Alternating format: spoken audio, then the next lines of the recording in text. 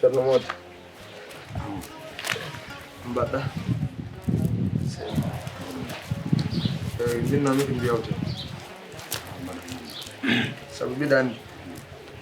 ɗeɗo balɗe mi toñima no feewi mi toñiranima noon añdema mi toñiranima kadi yidde yadan caɗele ala ko nattumo Allah fawimi ana majjani natto gila ken sukaɓe aɗa andi mi wona cuusɗo Koorka min Koorka ko commando e yeesam walla ko chef de brigade e yeesam ɗaguima kala tampere nde fawmami ɗo gila e rafima o ɗo keɓɗoma ko min fawma ɗum mbiɗa andi ɗiƴam ɗam mankuɗa ɗam tension ma montuɗo poids ma ustiɗo fof min mbiɗa andi ko min fawma ɗum saabu lewru Koorka kadi neɗɗo humtotako perdal poids eɗi ñagorima saabu Allah ko Allah waddi en ko kala ko jaggannoɗami ya accu so Allahu lamɗo jaaɓi mi wonta wattude eri ɗo ha julde so Allah jaaɓi hani honta yarlom yaafo Amadou a tooñ kam laaɓi ɗiɗi Amadou a tahi joom galle o yewi kam ndar leɗɗe makko nawnoɗe te ko an nawi ɗum erreur tan wallahi ko erreur anani Amadou a hulani a hertani mbaɗa ko mbaɗɗa koye hakkude o galle heegata wallahi hulde heega tan kadi probléme in seero Amadou min ko mbaɗɗa kam ko min banggam o rawma yarlade mi yafma te mi yarlimama mi yafmama alhamdoulillahi rabbil alamin way Amadou kala koɗo waɗa miijo hakkude ma e Allah lewru Koorka wona par hasard tahi Allah wi yimɓe yoɓe koor walla kay ko wela fo tan wiyata wawno wiide ni woto koori ala ko bonnan tan on wawno wiide hoto koore are wi yo yimɓe koor wonko saabi ɗum lebbi sappo e goo Amadou aɗa ñaam lewru wotoru ka dafaat kam dafaat anani Amadou min kala to koori aɗa wawi ɗum hoore wona fiñ men jiiɗade an ko gonɗuɗa henno ko estomac hayi sen wonde tuberculose Amadou an ko ñamannoɗa ko ɗo foof financement mbaɗmi ɗo foof ko ñamannoɗa ko holton yaltema yeehi duus anani ala nafoore min kam sa yi jooɗimi hakkude galle o taw gonga Amadou ndima kam natti kam rokko mi yalta galle nda joom biti ko mbo jogni ɗum kalis min saabi ɗum an saabi ɗum Amadou pied binte mi ñamlima pied binte hol saabiɗo ɗum Amadou an saabi ɗum merde anani kam jiɗɗo noon goppa hunde e hakkille ma Amadou nduɗo lewru a jokkita ɗum ha maaya hol yo nduɗo lewru o fuɗɗaki holno jokkitede fuɗɗo koora ha gas te Amadou sa hoori ha gas ma hoore lebbi ɗiɗi mbaɗa kaffa ceerno Mody maɗan Allah koko ñillimi e am ceerno Mody holto gontuɗa mala kuɗ mawɗo sagara ni le kaffare le ren mbaɗa an hone mbaɗani ceerno Mody Amadou lewru Koorka juulɗo sa hoorani haydara heɓanima a waɗa kaffare 2 mois lebbi ɗiɗi degodirɗi a yoɓa ɗum on ko heeɓimi kay an oɗo woto moftata INSERA mo Amadou haydara heɓanima ala andi ceerno Mody woto mi tooña mi yahatuma kadi cikka kadi min mbiɗo wurma ha ɓuuri INSERA oto mbatta ɗum eyyi joni caggal o wawi yobde Allah min joni yoɓam ñamande ɗe hollen ñamani ko jogonimi ko biti ko e pied binte ɗe foof joɓa ɗum eyyi joni min mami jokkit Koorkaji eyyi hay so waɗani kaffaro mami jokkit Koorka on wina joni fam on wi gaɗa waɗan ɗo ene santas saabu tan probléme jawdi ɗo mi waɗanima santage de mi waɗanima santade ko an fayi ɗum hoorema min al kafar min man madame so waɗi kafara feccoto hen walla kafara tan ende waɗi feccade ko Allah yoɓata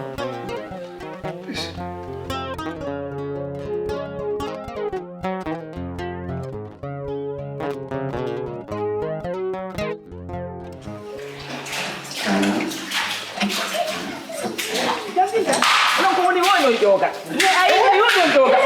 ha uronki o huna tando wenu ha biya woni fof na biya woni fof no huna tando hono way sawa honno ha konto neddo ma minda kono joni feeni o feeni ka ha hande mi weltima bilaay wa welta hande ko mi welti ha alhamdulillah ko siko goddo inu non hande a hotay dine tellement ko mi welti o feeni alhamdulillah baba gale tawi ko mo desu tawata raja xawma kono hetti wa o gacce jakiw jon o do bandi fof hodo wada c'est ara dum windo c'est rek munde la ilaha kono han o do hande jon de do gacce to on fo hodo natan daftar yedo bokko en maro tajo joni kam ko en nanno dum do fof ko fi tan korka ko wul tan korka wul de korka tan ay mo moli Allah moli al te de do ballo welani de ballo welani c'est ha kiki de ka en kulti ma ya dem no ver joy wallahi awala na ko woni o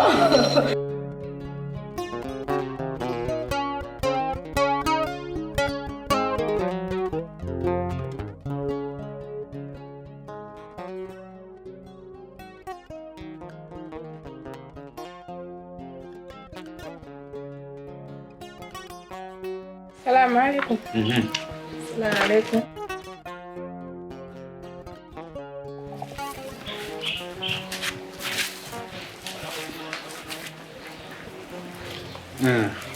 Madon? Madon Wancel. Madon tampere? Jam tan alhamdulillah. Madon e Koorka? Madon e Nguleyki?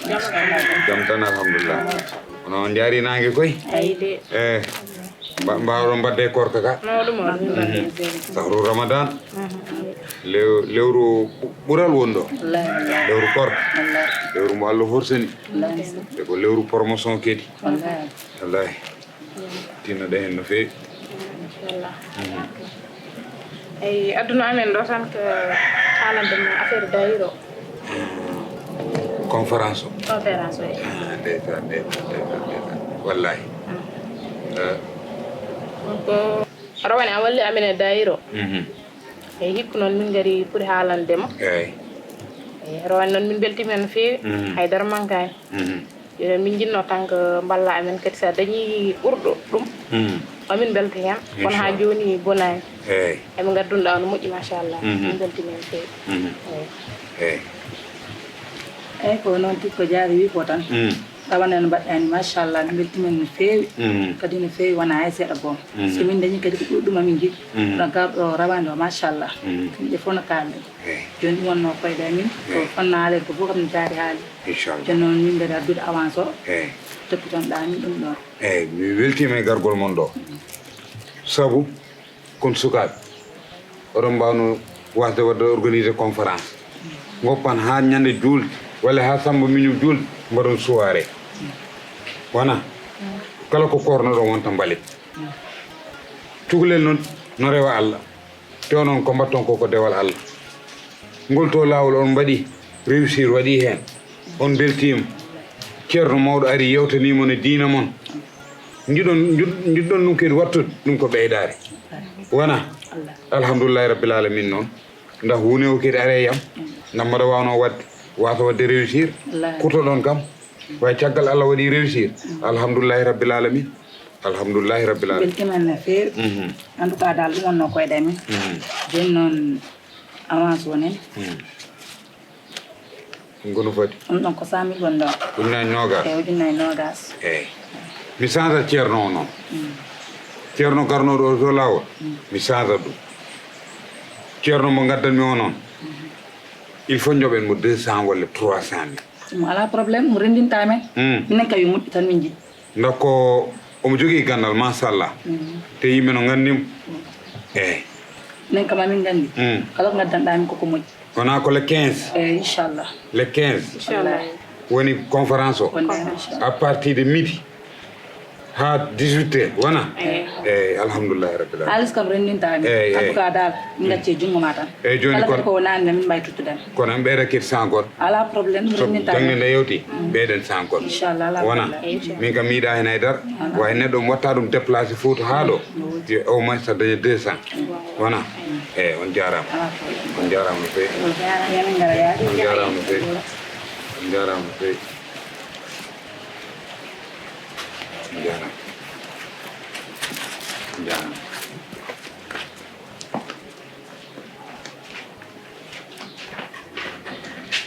on jarama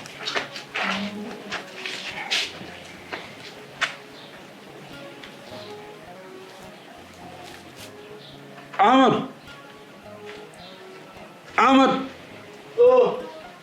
bismillah argay alhamdulillah tan joɗɗo la ilaha illallah oy Ahmad aɗan ɗanide ɗanima kay seeɗa de kam le 15 lewru soma nduɗo darto nduɗo gonɗen ni so waɗi balɗe 15 mbo jogui conférence 15 lewru koor an waɗi organiser conférence sukaɓe mbaɗi ɗum organiser sa yi noddumami noon ɓe garɗo joni joni ngol to lawol min addaniɓe ceerno ngol ɗo lawol noon koye min ɓe dañi yakar kedi ɓe garde hen ndeysan ɓe duttitema kadi a famani situation galle o noon no way ɗo waɗene caɗele de ɓe totti kam ɗo noon avant tiɗɗo amadou uñañ nogas ano eyyi pour yiyam addu ceerno wonnaɓe jangde nde alhamdulillah rabbil anani sa diwan damga eyyi ceerno moƴƴo eyyi diwan Fouta damga eyyi serna ɓol ala yo damga nane galla mo on damguɗo ɗo amadou an jinmi jangga jangde nde min mbaɗa conférence o ceerno moƴƴo ayi woto addinam probléme min guila jaltumi o situation mo gonnomi Allah artiri kam kadi mi yaafimama yaafimami woto nanami situation goɗɗo ceerno kay ko jangguɗo min ay tabbateta mi yottaki kam mangal on mongol ala kam namni ɗum da kam mangal mi essaye ɗum tan no waɗi réussir noon mbaɗirta essayé jangde nde amadou noon mbaɗi kala ko mbaɗɗa ɗo essayé waɗa réussir a janggani min won ko Allah rokkam seeɗa a faami hande daɗi eyyi ceerno o to no waɗiranno conférence o mi faami no waɗirat ɗum aɗa keeri ɗum joni e mbaɗat ɗum répétition anani joni min holno mbaɗaɗum so nden yonti nden so yonti amadou mam dare no wutte moƴƴo eyyi surtout ɗum kono no wuuri on kam mi suusa huccide public poɗɗo mbiɗa wi Allah wi nulaɗo wi ala wutte moƴƴo te ustu yaadu noon ɗo haale 15 oto yalto galle o mbaɗa visa pied eyyi miiɗa potta hen hay goto kalalɗi mawdi eyyi miiɗa potta hay goto won tan e nder galle tan mbiɗa ñama mbiɗa a ñamat a yarat par ce que aɗa anni oustage il faut gaɓuɗo jalta seeɗa eyyi nayɓa seeɗa wona sa wi assalamu aleykum eyyi ɓe mbiya eyyi 100 000 nene avant eyyi yirno men sappo ɗe kam keeɗa banggue wona ration o fuɗɗo faytade guila e joni sa yiɗi nande ko Amadou ɗum ko ñamande jogirami ɗum on len ñamani Amadou kala ko ñamnoɗa ɗo kam ñamliɗ ɗum wadde kay ñamnono waɗi wi a waɗi saabu Allah ceerno moɗo ay neɗɗo yo haal gonga tan anani mbiɗa kala ko ñamnoɗo musanima anani woto waɗam kidnappe wawi tirno woto waɗam kidnappe ceerno moɗo